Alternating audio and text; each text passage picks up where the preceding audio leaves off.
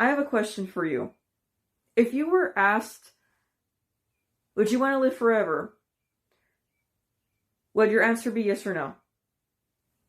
Your answer better be hell no, because becoming immortal must be the worst thing you could ever do to yourself. You can't die. You can't grow old. Imagine. You would stay young forever and the people around you would die. How is that a life? And the book that goes over the immortality horror aspect, it's called The Dorians, and it's by Nick Cutter. And I think it's one of the best horror books I have read this year by far. I have the book right here. It's called The Dorian. Yeah, Dorians by Nick Cutter. I've already been very familiar with his work. The Troop, The Deep, and also like Little Heaven. Those three books are known for extreme body horror. But this one's a bit different because in The Dorians, it builds up to it. But the final third act is so extreme and intense that it makes up for the whole book pretty much. So the Dorians, we follow the story of 6 people that are invited to an island. They're all older, they're all dying from some sort of disease, and they are brought to an island. And they are asked the question if they would like to live forever. They agree to go along with this strange thing. They have no idea what's going on. And this person that asked them this question is actually a girl that's 19 years old. She is seen as a very intelligent, like, genius. And apparently she graduated from college at 8 years old, which is insane. And this girl apparently has come up with a great invention. It's called the Hydra. And it's right here on the cover. You can really see it right here. The Hydra. So it's like some sort of fish. And I just cannot believe they would even agree to this. So this fish, it would get injected into your spinal cord. So the tail end of it, you can see right here, it would go all the way down to your spinal cord, right? And then this thing, the head of it, would pretty much be in your brain. And the worst part is that the subjects are able to feel it inside of them. And it's just like, why would you even agree to this? It's stupidity at its finest.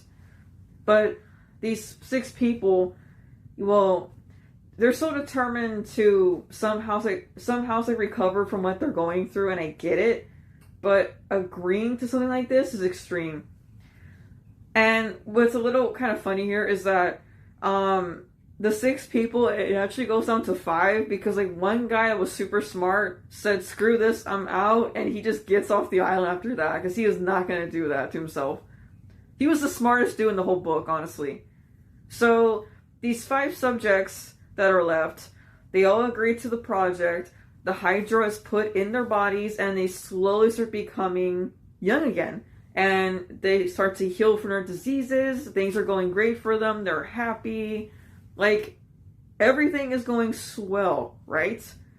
But then they find out things are not what it seems because the Hydra that's inside of them wants more than just making them young.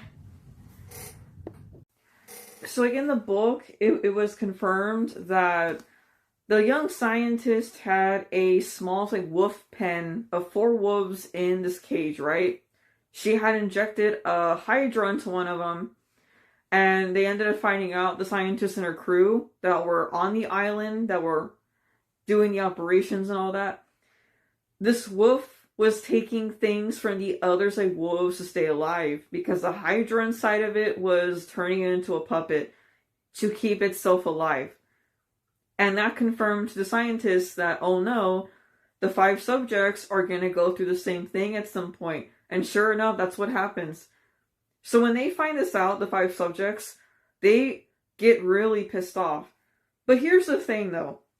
In the book, which I think is super cool here, it is outright confirmed it's a bad idea to do this to your body, right? Like the writer straight up in the very beginning of the story, it's already a disaster waiting to happen. And it is just so obviously in their faces, but they're so determined to stay young. They're tired of being old. that they agree to put themselves through this horrendous test and they face the consequences, and they're just all in denial about this because they were so happy to finally get a second chance at life, only for the Hydra to take it away from them. And it's just brutal what the Hydra does to them at the end of the story. Like, it actually turns two of the subjects into straight up puppets. Like, for example, there's one guy that's like a big, like, muscle dude. He dies in the book, but the Hydra is still alive inside of him.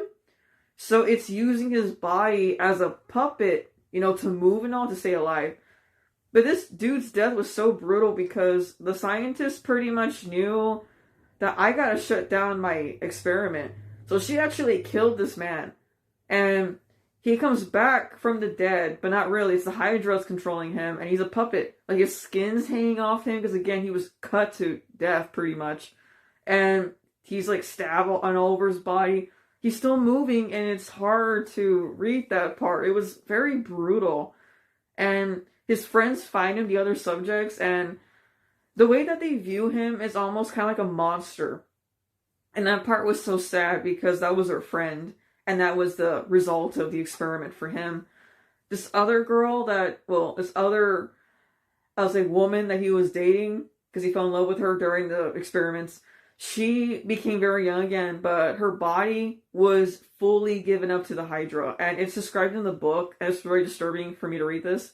She was screaming inside of her mind because the Hydra had fully taken over and she had no control over herself anymore. That was insane to me. And it's just so scary how this could have been prevented so easily.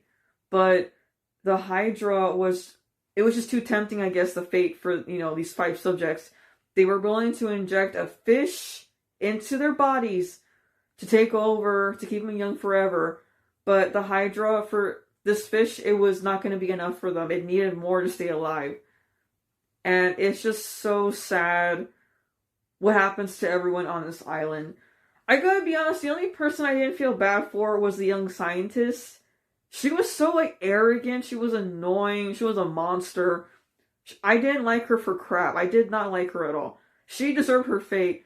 Everyone else, you feel sorry for everybody else. And maybe 2 other characters don't really feel bad for, because they make really bad decisions. But whatever. But, yeah, this book is incredible, guys. It's a great body horror experience. Very hard to read, like his other work. This writer, again, he's known for extreme body horror. So, I always give out a warning for books like this sometimes. But, yeah, his work is super hard to read. And the Dorians is not as extreme as his other stories. But it's still hard to get through because of violence and all that. It's just hard to read, man. But yeah, Nick Cutter is a body horror masterpiece, dude. Like, he is amazing. To me, he's the king of body horror, honestly. And the Dorians is still different from his previous work, but it's incredible to read. I really enjoyed the story so much, guys. You all should, every horror fan needs to read this story. It's so great. It's one of the best ones I've read this year, honestly. Oh yeah, it barely came out this year, by the way. I think it came out in May. I think that's when it came out. But yeah, it's one of the best stories I've ever written. Everyone needs to read the story. It's hard to get through, again. But if you're looking for a horror story of why being immortal is a bad idea, please read The Dorians. Okay guys, that's it for today. I'll see you with a brand new video very soon. Peace out.